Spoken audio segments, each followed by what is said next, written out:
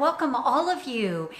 We're talking about arthritis today, which is an incredibly common debilitating state of dis-ease in the body. And I wanted to talk about it not only based on your recommendation, but because I find it is one of the ailments, if you will, in today's modern, especially Western world, that we tend to not even think of as being necessarily something to focus on reversing. Because as we age, doesn't everyone get arthritis? I mean, don't you have it? Don't we all have it? And it's just a matter of time as we age. And really the best we can do is sort of figure out how to either ignore the pain and the tightness or the discomfort, or find some over-the-counter drug to just pop on a regular basis in order to make it go away. And this is a serious issue, because I'm actually going to start off here right in the deep end of the pool by saying that I have found in my practice, my personal practice, but also engaging with thousands of healthcare practitioners over the past decade and supporting their case assessment, arthritis, conventional treatment of arthritis is very often part of the etiology of other downstream diseases that we struggle with in today's modern epidemics. And you may be able to relate to this. Oh, so often I find someone, when they're doing their intake process and they have some nice rich time to explain how they got from a place of wellness to where they are today. They may be struggling with other downstream chronic inflammatory dynamics, maybe an autoimmune disease affecting their brain or their skin, or even their arthritis. Maybe it started as osteoarthritis and it has progressed to rheumatoid arthritis. People may end up with other downstream neurological diseases like Parkinson's or Alzheimer's, or advanced metabolic dysfunction like type 2 diabetes. And how often their story begins with, well, I think it all started when I hurt myself, blank. And then it may be, I was in a car accident. I lifted something heavy and I hurt my back. I was playing with my grandkids and I slipped and I fell. I played a game of tennis and I wrenched myself. But what transpired after this injury, which may have been minor or major, is a course of medications. And whether that was everyday non-steroidal anti-inflammatory drugs, what we think of as painkillers, or a steroid drug, because of the impact of these medications on the gut. And oh yes, my friends, today's discussion is not going to be an exception about just how often dis-ease, as well as worse downstream diagnosable disease, begins in the gut. Because non-steroidal anti-inflammatories are corrosive to the protective mucosal lining of our GI tract. And we know that when we have repetitive wear and tear on the mucosal lining of the gut, we not only can end up with impaired nutrient absorption in through the small intestines, but we can also end up with enhanced intestinal permeability. There is a natural normal part of low-grade permeability in the small intestines, which is part of how we regulate and counter-regulate the immune system. But when this becomes enhanced, we get an overexposure of what is happening in the gut to the systemic body. And this is, we're increasingly understanding, at the root of a huge array of chronic inflammatory dynamics. And this is how, for example, osteoarthritis, medicated with various non-steroidal anti-inflammatory drugs, maybe twice a day, even at recommended doses over a period of a couple of months, can precipitate enhanced intestinal permeability, or maybe immune dysregulation through nutrient malabsorption, especially key minerals like zinc that are needed to balance the immune system. And then you end up with the autoimmune version of arthritis. And you'll find this coincident type of autoimmune and chronic inflammatory dynamic at play often. And medications can actually be part of what is mediating the exacerbation of that disease process. So I'm going to start right away. When we're looking at etiology, we have to look at medications, and in particular, everyday painkillers. When you do an intake with a patient, many individuals don't even think about these drugs as being medications, because they can go to the local drugstore and buy them at will. And they don't even think about them as being drugs. They may not share with you that they take an ibuprofen once or twice a day just in case, to kind of ward away the aches and pains. And they certainly have not been well educated on the downstream dysfunction that can happen from ongoing use of these drugs. And if you go to our website and search, you can find some references for some fascinating studies that, depending on the sensitivity of a given individual and what else they might be taking, that can potentiate enhanced intestinal permeability, like antidepressants or oral contraceptive pills, hormonal pills. You may not need to use NSAIDs for months and months. You may only need to use it a couple of times a day, again at recommended doses for a couple of weeks. I really want all practitioners to be aware of this dynamic, which is why I'm starting with it right off the bat. We've got to support the mucilaginous layer in the gut and ensuring that there's good repair, even for the villi and the microvilli that underlie that mucosal lining, so that the gut remains healthy, so that we can optimally not only digest but absorb the nutrients in our food. As I like to say, we don't have a pantry in our left butt cheek where we can just go and get a little extra zinc or go and get a little extra vitamin A if we need it. We've got to eat our nutrition. We've got to eat the raw materials that the body needs to thrive, including the immune system to stay balanced and regulated. So we have to take care of the gut and the gut lining. And so if people have to take painkillers, then absolutely we can use things like mucilaginous herbs like deglycerized licorice and slippery elm and marshmallow and these kinds of things to support the mucosal lining. We can also do this with things like gelatin and collagen, right, through food-based supplementation. Things like glutamine. Glutamine can also be helpful for ensuring the integrity of the microvilli, which is the site of nutrient absorption in the small intestines. But mostly we want to try and minimize the use of these medications and help people to see that there are other choices for prevention rather than just popping a pill every day just in case in order to avoid the possibility of pain. This is where education is an absolutely critical part of how you serve your patients, irrespective of what type of practitioner you are and what type of modality you're licensed or certified to provide in your practice. So I'm starting with that right away because I want you to be aware of the impact. And even worse than the non-steroidal anti-inflammatory drugs are steroids, right? When a chronic inflammatory dynamic becomes bad enough, right? And maybe that is combined with some other type of inflammatory dynamic, like a bad case of poison ivy or a bee sting, right, where the inflammation is raging, and a person will use a course of steroids like prednisone. And we know that while this can indeed be life-saving in really truly threatening situations, it also has huge repercussions, including some large-scale suppression of the immune system for a period of time. And this is a big deal because steroids suppress immune function and may allow an underlying infectious etiology for a whole host of states of dis-ease to flare and worsen and become multifactorial.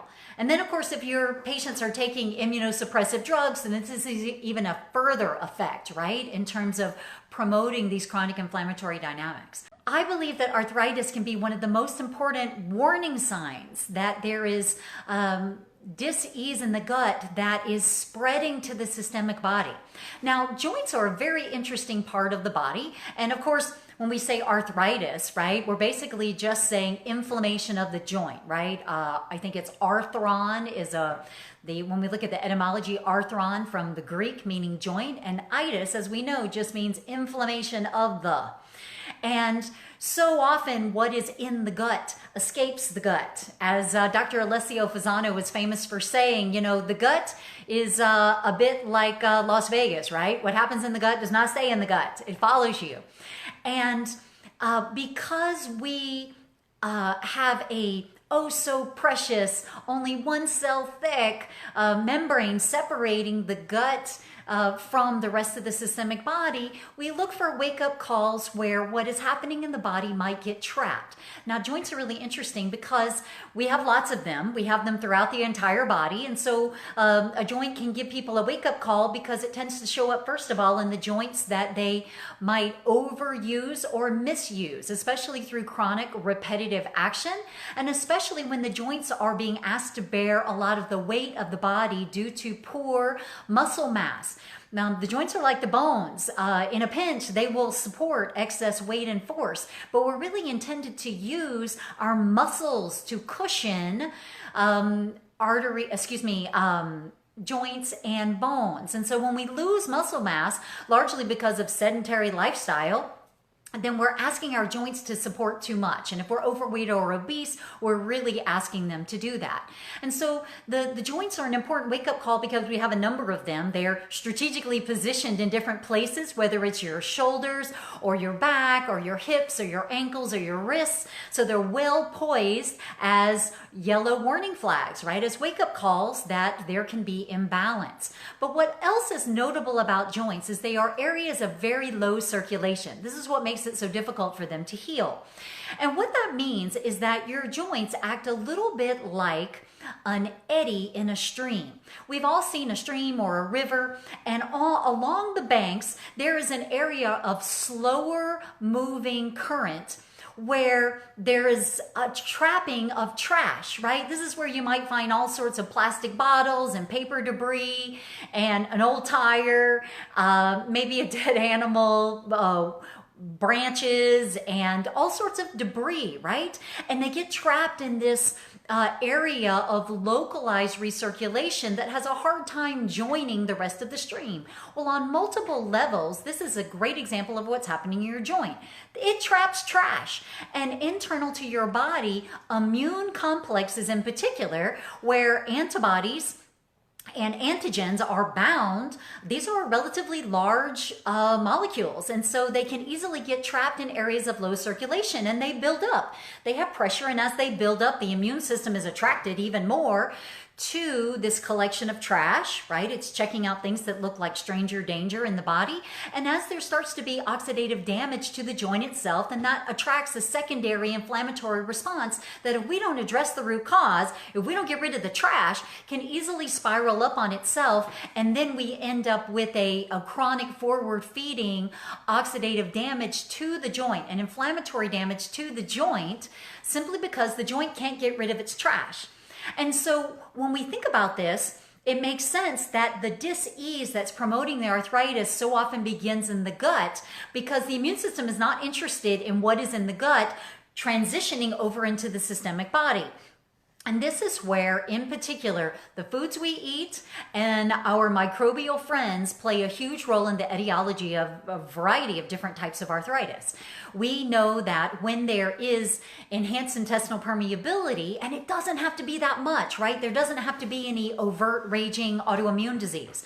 There can just be low-grade enhanced intestinal permeability that allows debris from the gut in order to get overexposed to the immune system or even put into systemic circulation. And this is where we can end up with immune complexes to foods that we eat, especially more allergenic types of foods like gluten and dairy. Or in the case of arthritis, you also want to pay particular attention to nightshade vegetables. What might otherwise be really wonderful nutrient-laden vegetable choices that end up promoting downstream issues with joints simply because there is cross-reactivity between the proteins in the food and then the proteins that are present in the cartilage. And so you want to pay attention to these things. Enhanced intestinal permeability allows things like lipopolysaccharide to be overexposed to the immune system, and we actually end up with antibodies to lipopolysaccharide, or LPS, or many of you might refer to this as endotoxin, right? These are big words that basically just mean microbial body parts, right? What happens in the gut is supposed to stay in the gut, but when we get overexposed in the basement membrane of the small intestines or even the systemic immune system, we end up with a strong antibody response to lipopolysaccharide, and we end up with circulating lipopolysaccharide immune complexes, and these can build up. And it's actually this particular type of immune complex that is implicated in an awful lot of rheumatoid arthritis. And there's lipopolysaccharide. Obviously, all bacteria have body parts, right? And I'm going to speak simply here because this is a great way to explain it to your patients and clients. And some types of lipopolysaccharide are relatively benign, especially to a balanced immune system, but some types are very pro-inflammatory to the immune system. And so we can end up with an overgrowth of even an endemic normal commensal strain like E. coli. But there's all sorts of great examples of overgrowths of other opportunistic species causing a strong lipopolysaccharide response from the immune system. And we end up with a cross-reactivity where the immune system is not confused. I really want to dispel that myth. We don't have autoimmune diseases because the immune system is dumb and doesn't know what it's doing. What actually ends up happening is that there is a microbial threat in the joint itself, which can actually take place. Again, because of that itty type of, trash collection internal to the low circulation compartment of a joint. Or we can end up with a cross-reactivity where there is a similar protein type of profile in the actual threat that the immune system is trying to counter very authentically, very appropriately, but that protein looks a little too much like other proteins in the body. In this case, like tissue internal to the joint. And so the immune system is going there because it's trying to fight on your behalf. And what is happening in your joints looks a little too much like the battlefield it was trying to fight in the gut. We end up with enhanced intestinal permeability, and you get a crossover, from the hypervigilance in the gut to reactivity internal to the joint. And so paying attention to the gut is extremely important. So you want to be thinking about things, as I said before, like food sensitivities. Even if you don't do any testing, a simple elimination diet. I find in particular addressing removal of gluten, removal of dairy, and removal of nightshade vegetables. And while a trial of 3 weeks is not enough time to strongly reduce the immune response, it's absolutely enough time to get a good, strong set of feedback from the body as to what level of impact foods might be having. And this is a good reminder that foods can be crazy healthy, but if a person's unique immune system has decided that that food is a threat, looks a little too much like a foreign invader, a known threat, then this is where foods can cause a systemic inflammatory response, often mediated with IgG antibodies. And elimination of the food really needs to be done for a good 3 to 4 months in order to bring that level of inflammation down while you work on trying to heal the gut lining, as I was mentioning before. But lipopolysaccharide, this is a really interesting culprit. I'm increasingly believing that so much of our ability to prevent the chronic epidemics of inflammatory disease that our patients and clients are struggling with is about protecting and supporting and healing the gut, treating that as a sacred space, a sacred gate in the body, but managing lipopolysaccharide because it's something our immune systems are primed through millennia of evolution to respond to, We want to have all sorts of different microbial friends, endemic ones, but also a little bit of diversity, even from opportunistic ones or transient pathogenic ones, It's that rich diversity that makes a strong, primed, appropriately vigilant immune system. But when we have that enhanced intestinal permeability, we end up with an overreaction to what is happening in the gut that an intact gut lining should really protect us from. And we do a lot of things today, my friends, that create enhanced intestinal permeability, Anything from having suboptimal levels of vitamin D to consuming non-steroidal anti-inflammatory drugs, antidepressants, immunosuppressants, steroids, oral contraceptive, hormonal contraceptive pills, These are things that a lot of your patients do today. And we know it creates wear and tear on the gut lining. But on top of that, look at all of the pesticides, herbicides, fungicides, artificial colors, artificial sweeteners, artificial flavors, artificial texture agents. All of these chemicals easily build up and create oxidative damage to the gut lining. And so protecting the gut so that the systemic body is less affected by the systemic impact of overexposure to lipopolysaccharide, if that's the only pearl you pick up today, I encourage you to focus on that.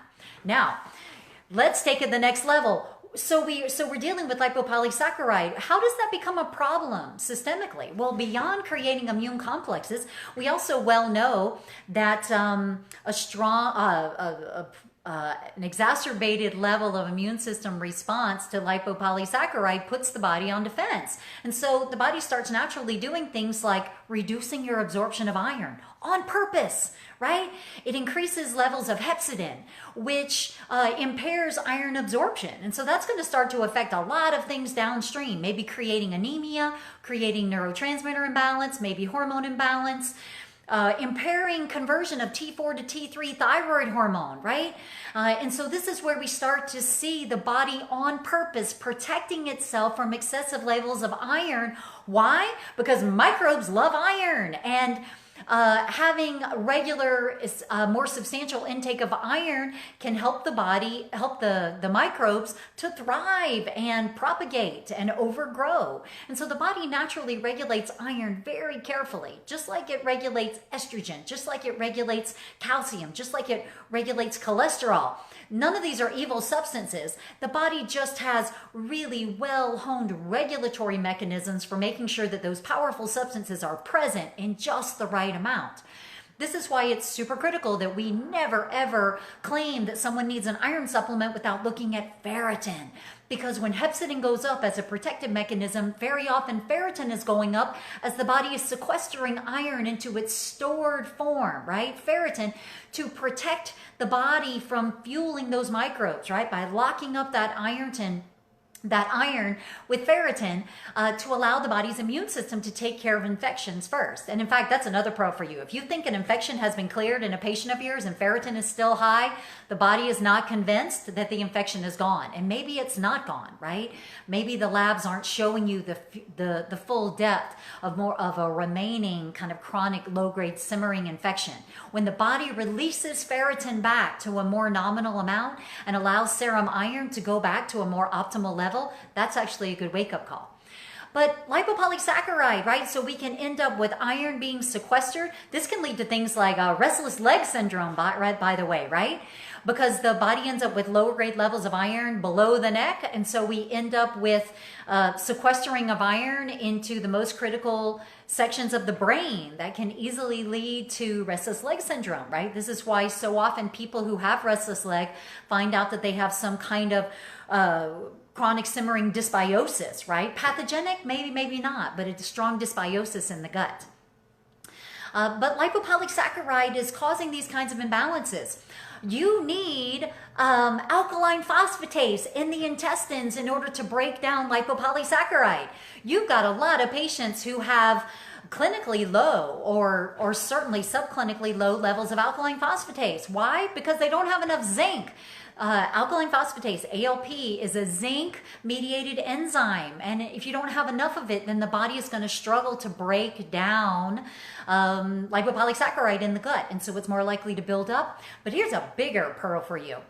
Bile. Right? I love standing up for the lowly substances in the body that are so often ignored, right? The body, I don't know, last time I looked, the body wasn't creating superfluous excretions or body parts for sport, right? Everything in the body is critical, and bile is no exception. Bile is not just there to help you to be able to break down dietary fats or absorb fat-soluble vitamins. Bile is a detergent, and it actually helps to break down lipopolysaccharide. So for your clients who have had a cholecystectomy, they have lost their ability to have a bolus of bile dumped into the GI tract on a regular basis, which serves a cleansing function with each meal of the day. Sure, the liver's still making bile and they're still getting a steady state drip into the GI tract, which may or may not be sufficient for ensuring the absorption, the digestion and absorption of dietary fats. But absolutely, without a gallbladder, individuals may lose that bolus release of bile into the gut that allows them to have better control over their microbial diversity. This is why, for example, individuals who've had their gallbladder removed upstream can end up with a higher incidence of arthritis. Please write that down. They can also end up with a higher incidence of kidney stones. Okay, wait a minute. What's the etiology of that? Well, interestingly enough, in the GI tract, we need bile in order to make sure we emulsify and digest and absorb our fats. If we end up with too many maldigested, malabsorbed fats in the GI tract, they tend to combine with minerals in the diet, and they bind with them in a soap-like type of structure, and you end up losing minerals in your stool. All of these minerals that you may be taking in supplement form or with food that you've worked so hard to get in your diet, you may not be absorbing. And so the problem is that we end up with insufficient levels of minerals in the GI tract to bind with things like oxalates, right? We get oxalates from our food all the time, and we have a few mechanisms designed to help us to manage oxalates, right? There's a strain of bacteria in your microbiome called Oxalobacter, which normally ebbs and flows in population based on how much food is available, right? So if you eat more oxalates, your population of Oxalobacter should surge upward and accommodate it. If you reduce those foods, it should go down in population. But some people genetically don't have Oxalobacter. Or they don't have a very responsive species of Oxalobacter, or they end up with a flood overload of oxalates simply because they don't have a gallbladder or they don't have adequate flow of bile. And so they end up with a lot of the minerals being bound to fats, escorted out of the gut in the stool, and then these oxalates are free to get absorbed into the systemic body and do things like form crystals in our kidneys, right? Calcium oxalate stones are the most type of kidney stones. Well, oh, by the way, calcium oxalate molecules, crystals, can actually be the initial seed crystal that allows the buildup of urate crystals that creates another kind of arthritis called gout. Isn't this fascinating? This is how the gut is connected to the joints. It's connected to the kidneys. The gallbladder, lowly bile, is connected to this downstream systemic need in order to best manage and direct and optimize utilization of nutrients from our diet. So yeah, gallbladders are crazy important. You want to be looking at things like alkaline phosphatase, making sure that if it's really low, that a person gets the zinc they need to bring it up to more moderate optimal levels. Or for that matter, if alkaline phosphatase is really high, it might be a wake-up call that there's congestion in the hepatic biliary tree and there's not adequate flow of bile. If someone has elevated LDL cholesterol, this is another way in which we can end up with thick, congested bile that doesn't flow very well. You may see elevations in other hepatic biliary enzymes in that case, right? Things like ALT or GGT. But alkaline phosphatase in particular is a great red flag for that. If it's ignored, then it's so much more likely that a person's just going to keep doing what they're doing and suddenly end up with gallbladder disease 1 or 2 years later. I have seen this so many times. And so you want to look at the gut. You want to look at optimal bile flow. You want to look at the health of the gallbladder. You want to make sure that the gut lining is taken care of.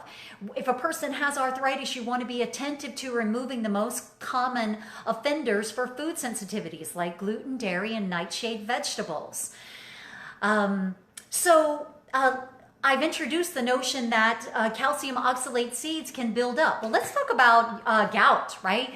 This is where people can end up with that same type of tightness and then downstream oxidative stress, inflammatory reaction, and eventually oxidative damage within joints. This creates what we call gout.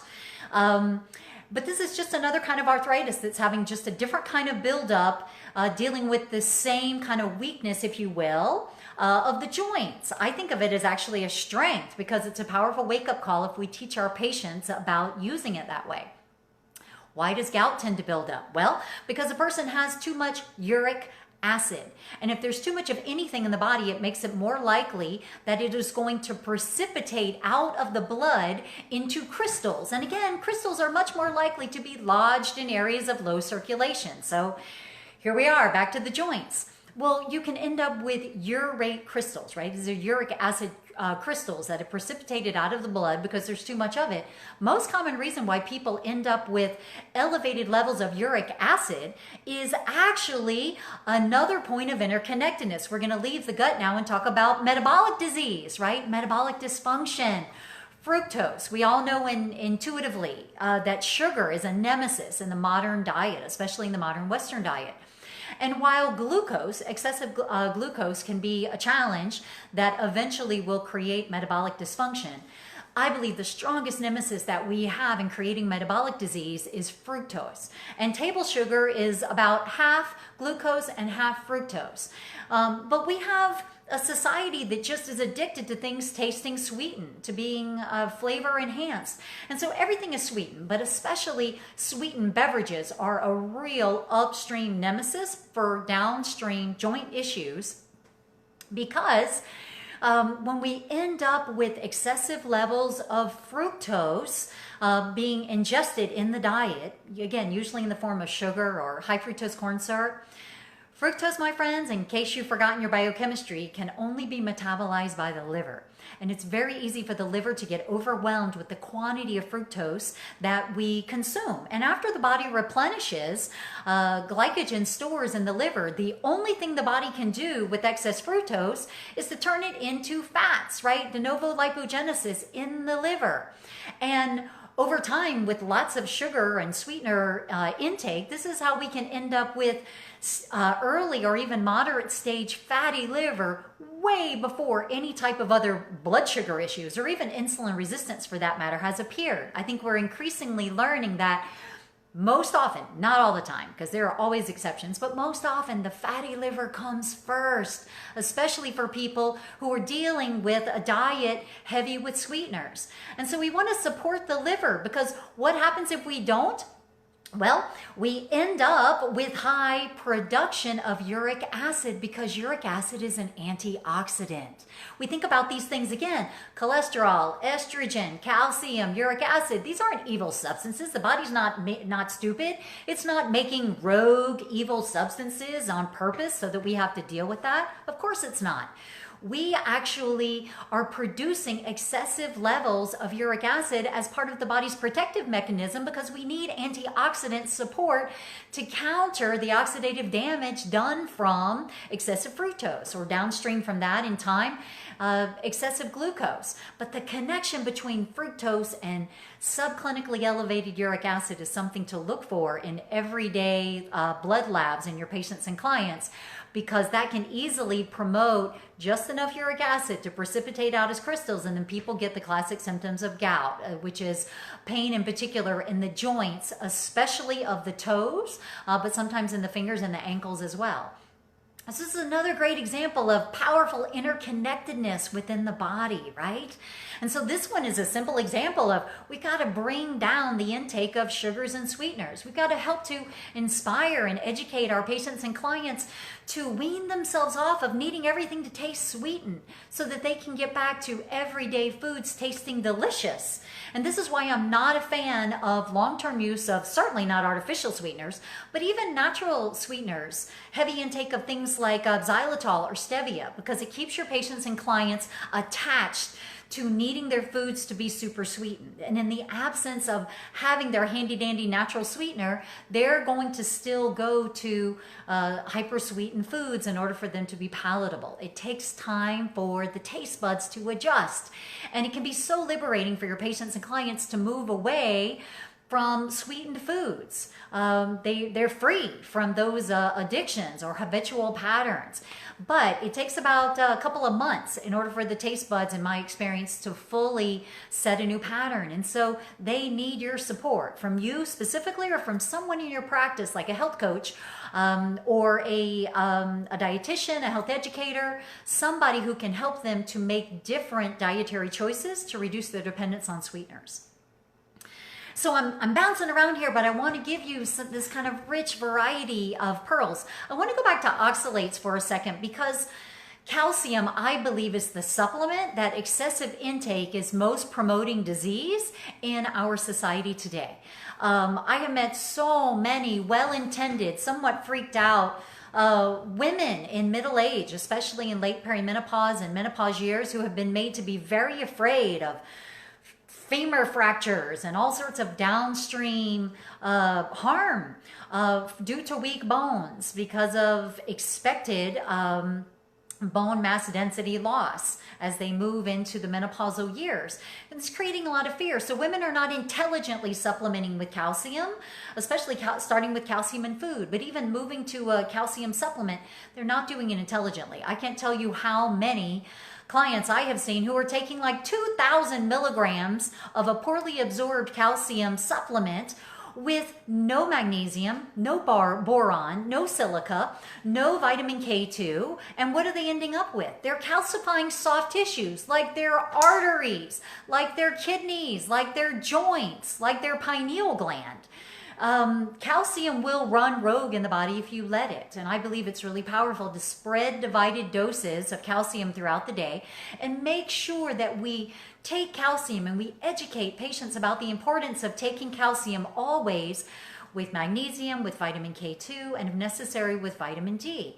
But excessive vitamin D is also promoting hyperabsorption of calcium, especially in the absence of these other synergistic nutrients, and also promoting calcification of soft tissue. So supplements can be really valuable, but they're never a substitute for a whole nutrient-dense foods, and we have to supplement intelligently, especially with cofactors that are needed. So I believe calcium can be dangerous, right? Very important that we teach clients how to use calcium intelligently so they don't end up with kidney issues, they don't end up with calcification of the joint. Because here's the thing. We need to not have too much calcium running rogue, but one of the reasons why we eat an anti-inflammatory diet and lead an anti-inflammatory lifestyle as a choice is because the body will use calcium to stabilize an internal injury, right? This is how we end up with soft plaque that if we don't address the root cause, the body will eventually try to stabilize it as a calcified plaque, right? The body uses calcium like as concrete, like how to shore up that problem, right?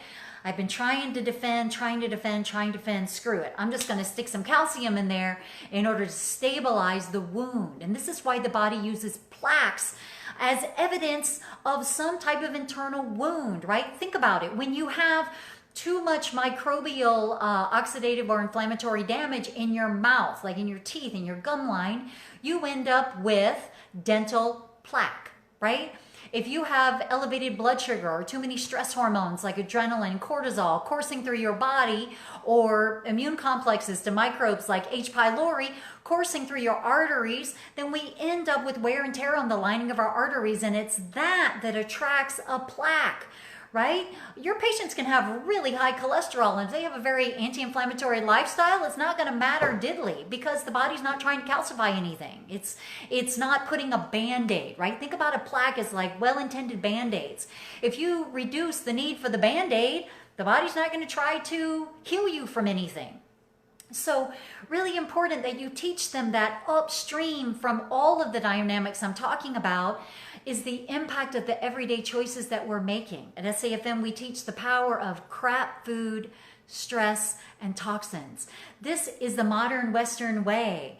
And crap food, stress, and toxins, month after month, after year, after decade, creates inflammation in the body, and that low-grade inflammation or oxidative stress, like from slightly elevated blood sugar, attracts an inflammatory process that, if unarrested, will just spiral downstream out of control. This is not rocket science. It's the big picture systemic view of the body that all of us as practitioners have got to get very savvy about, not only understanding, that's why I'm so passionate about teaching it at SAFM, not only the science, but helping all of our students to practice it with dozens and dozens of complex cases so they have very real confidence in using the knowledge. But teaching patients and clients about the implications of their choices, right? A patient may be compliant as long as they are afraid, but if you can educate, inspire, and empower a patient, they can make permanent lifestyle change because they get it. They're smart. They understand. They don't want to hurt themselves. And now it's not just a matter of not eating sugar because they were told it was bad, right? They were trying to bust out and find a way to like be wild in life. But now they understand, wait a minute. It's that sugar that's contributing to my kidney issues. It's that sugar that's contributing to my cognitive decline. It's that sugar that's contributing to my joint pain. It's that sugar that's contributing to my liver issues, and on and on and on. And with your patient inspiring education, they'll get it. And they will make change, not because you told them to, not because they're afraid, but because they're smart and they want to feel great. Education, inspiration, empowerment. Most powerful concepts that I believe any of us as practitioners can give anybody in our practice that we serve. So we've talked about, let's talk about hormones, right? So I have a couple of surprising points of connection around arthritis and hormones. One of the things that we know is that excess estrogen states in the body. Now, this can be from people having poor clearance or poor detoxification of estrogen, where they end up with endemic estrogen overload, especially estrogenic metabolites, or it can be because of exogenous estrogen-mediating chemicals, especially in personal hygiene and beauty products. But an excessive estrogen state provokes a number of different responses in the body. We know that it will increase ceruloplasmin, which is the body's primary copper binding protein. And so we can end up with imbalances in copper and zinc, which can not only promote anxiety, but actually create a suboptimal zinc status, which can also dysregulate the immune system. But one of the things that we know strong estrogenic states do is it creates thick, sluggish bile. And this can precipitate downstream hepatic biliary congestion. And if unaddressed or unnoticed by a practitioner, this can end up with creating gallbladder disease. And so you want to help people to understand that hormones are systemic messengers. And we need to be looking in particular at the effects of hormone imbalance on the gut, not just on the ovaries, not just on the breasts, not just on the testes or the muscles, but hormones are messengers. They're wake-up calls, right? So be aware of the potential impact on the gut of excess estrogen. This is in men and women, and the potential downstream effect on other tissue, like, as I've explained, the joints. But a lot of your patients and clients who have maybe any type of arthritis are struggling from suboptimally low levels of cortisol.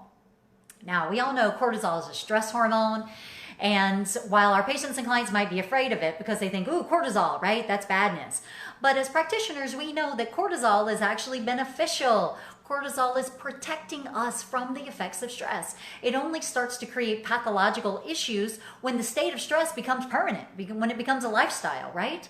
Because we're designed to be in sympathetic dominant nervous system modes occasionally, and that we will eventually relax. We will eventually rest and calm down and catch our breath and move from a sympathetic dominant state to a parasympathetic dominant state that allows the body to heal and repair itself and replenish its reserves.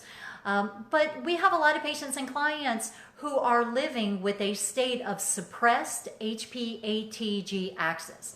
The body in its wisdom through a chronic state of stress where cortisol and or adrenaline has been really high for a long time, unremitting, right? Well, we need to remember high levels of stress hormones suppress the immune system. And the body is not a dumb bucket. So eventually in its own wisdom, it is quite common for the brain to modulate the whole hormonal axis in order to go from high states of cortisol to lower states of cortisol. And depending on how much simmering infection has been allowed to be sustained during states of the higher levels of stress hormones, the HPATG axis may suppress cortisol really quite low. And this is a problem. The body does it because it's designed to make you rest. You can almost imagine the body saying, seriously, you've been stressed out of your mind for what, 8 years now? Don't you think it's time to rest? We would like a break. We would like to heal. How do you expect us to stay well and not get diseases? And then we go on vacation and you finally relax and you're mad that I finally get sick because you finally calmed down enough to allow your immune system to work. Well, the thing is that the body, more than anything, wants to keep you from dying. It wants to help you survive. And so, yeah, the body will take you to a highly suppressed HPATG axis with low levels of cortisol. And what do you get? Exhausted. And so this is where you want to think about your patients and clients, not just the ones who have chronic fatigue syndrome or fibromyalgia, which is highly aligned with the dynamic I've just described, but people who just, they wake up in the morning and they're still exhausted, right? Even though they've been sleeping 8 or 9 hours, they're still really tired.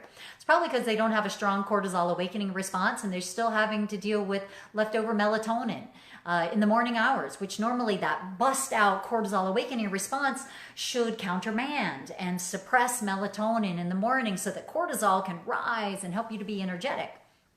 But if you have low cortisol, you don't feel that. And you're missing out on the fact that cortisol is, I think, the most important natural anti-inflammatory in the body. Cortisol is a steroid hormone, right? Think about it. When you give someone a cortisone shot in the knee and they feel better, why does that happen? Well, because they basically got the equivalent of a local surge of cortisol. And you want to think about people, when you give them that cortisone shot and they feel fantastic, and especially they feel fantastic for quite a while, it was probably the case that their cortisol was low to begin with.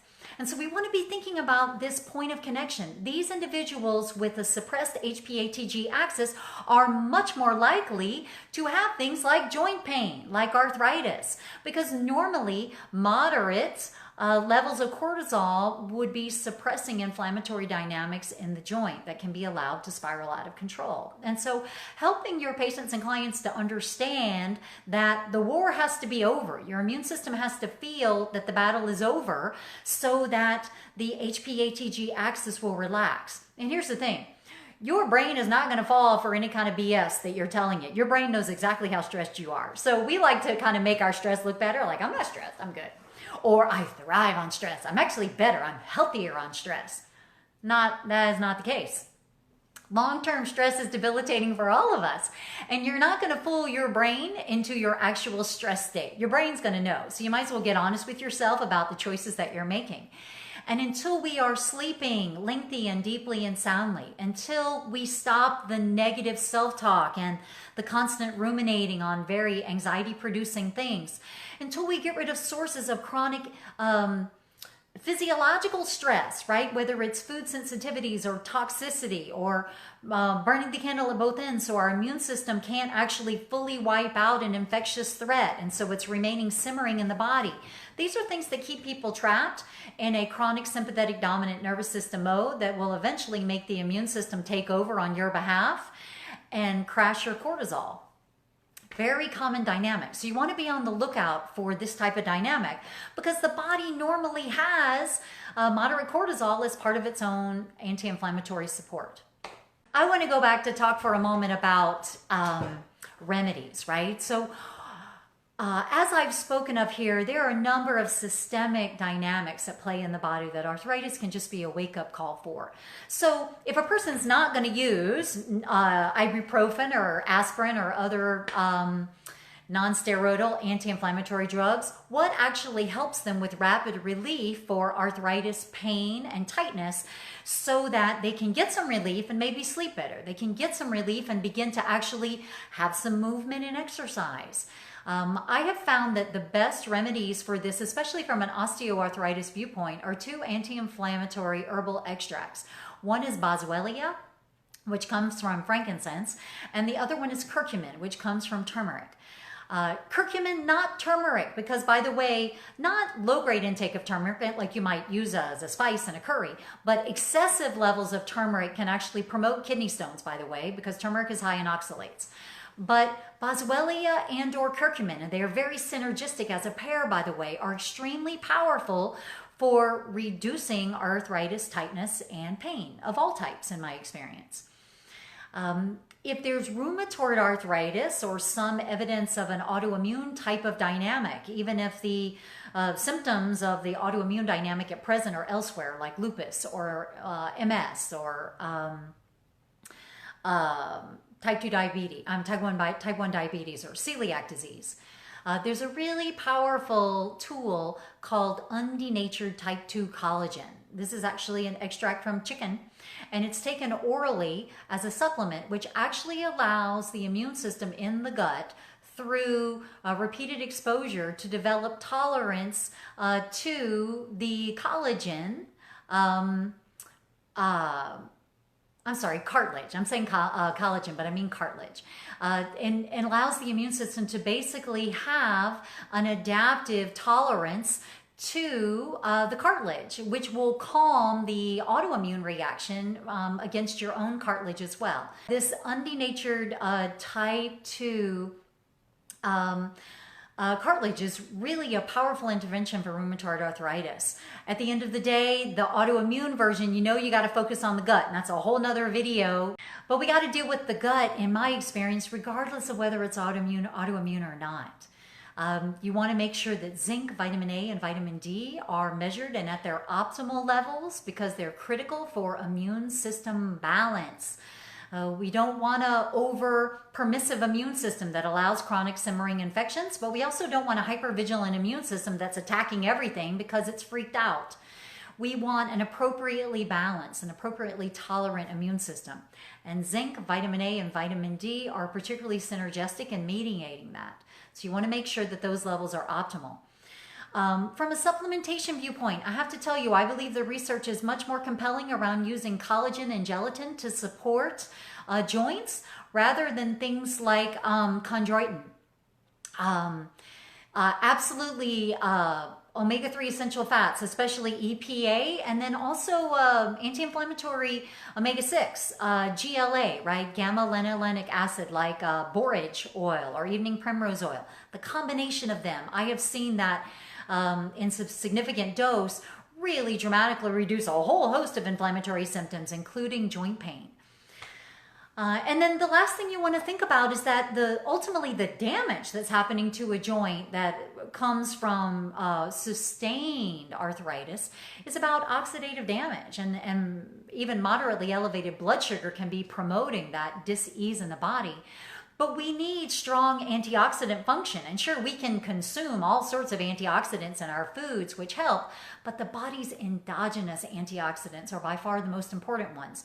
Things like superoxide dismutase and glutathione, right? We want to make sure that we are producing plenty of glutathione. And so basics like zinc, selenium, getting adequate amino acids from sufficient dietary protein and having good protein digestion is hugely important for making glutathione. You got to methylate to make glutathione. So as you probably well know, what do you need for that? Folate. You need vitamin B12, especially in the methyl form. You need adequate activated B6. In fact, to make glutathione, you need extra B6. If patients and clients who are using oral birth control pills 10 to 1, they are insufficient and quite likely truly deficient in activated vitamin B6. And so we got to have these nutrients, right? Again, no pantry in the left butt cheek to just pull more B vitamins if you need it. Pull more selenium. We have to get this nutrition predominantly from our food and where necessary, additionally from a supplement. So provide anti-inflammatory essential fats. If necessary, supplement with boswellian curcumin. Think about what nutrients the immune system might need. Take away the most inflammatory foods. Support the gut lining. Make sure there's good bile function. If calcium's being taken, make sure it's with appropriately supportive nutrients. Take a look at hormone balance as well. These are, yes, glutathione supplements, if it's in a form that can be absorbed. So it needs to be either S-acetylglutathione or it needs to be encapsulated in some way like liposomal glutathione that can actually be absorbed into the body.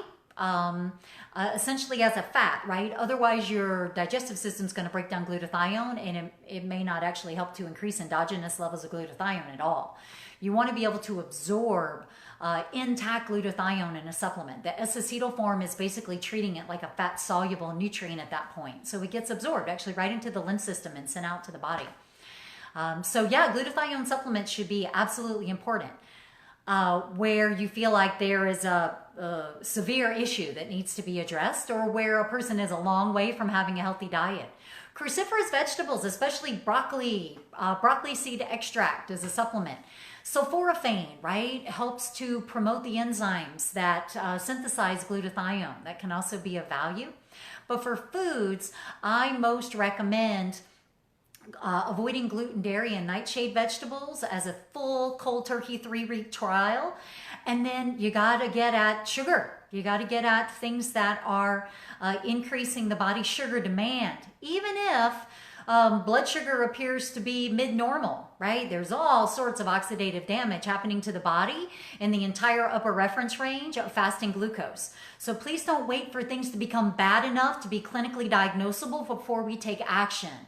That, I believe, is our biggest opportunity here on the leading edge of healthcare, is to stop waiting for stuff to become so bad, it is so entrenched, that oxidative and inflammatory damage has already been happening, not for weeks, folks, but for years. And especially in metabolic dysfunction, it may have been happening for a decade or two. We've got to get in front of these things by looking for the early warning signs, looking for subclinical dynamics, and helping people to make sustainable lifestyle change to get in front of it. This is Tracy Harrison from the School of Applied Functional Medicine. And again, I want to thank you for joining me today. Take care.